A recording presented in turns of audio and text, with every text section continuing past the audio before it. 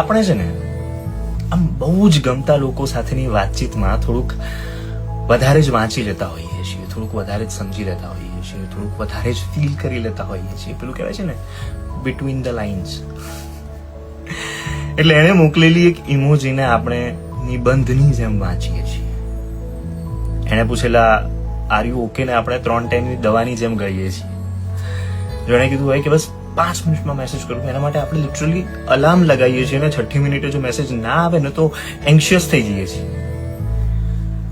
વાતચીતની અંદર એક ઇમોજી સુદ્ધા બદલાઈ જાય ને તો આપણી પેટર્ન બ્રેક થઈ જાય છે. આપણા મગજમાં ઓવર થિંકિંગના વમળો શરૂ થઈ જાય છે કે શું થયું હશે, કઈ પ્રોબ્લેમ હશે, કેમ આ રીતનો મેસેજ, કેમ આ રીતનો રિપ્લાય, કેમ આ ઇમોજી. થોડાક લાંબા સમય સુધી જો મેસેજ ના આવે તો ચિંતા શરૂ થઈ જતી હોય છે. મોબાઈલની અંદર જેટલી પણ એપ્લિકેશન્સ હોય દરેકમાં જઈને ચેક કરતા હોઈએ છીએ કે એ ઓનલાઈન તો નથી ને. જો ક્યાંક ઓનલાઈન દેખાઈ જાય તો પેલા વિચાર શરૂ થઈ જતા હોય છે કે યાર કોઈ બીજા સાથે વાત કરતી હશે કે કરતો હશે. હું એની લાઈફમાં આટલું બધું ઇમ્પોર્ટન્ટ નથી, પ્રોબ્લેમ હશે. મે બી હું મારી જાતને એની ઉપર ફોર્સ કરી રહ્યો છું કે કરી રહી છું. મને એમ લાગે છે કે જો મારી આટલી ઇમ્પોર્ટન્સ ના હોય કે આટલી જગ્યા ના હોય તો મારે અહીંયાથી હટી જવું જોઈએ.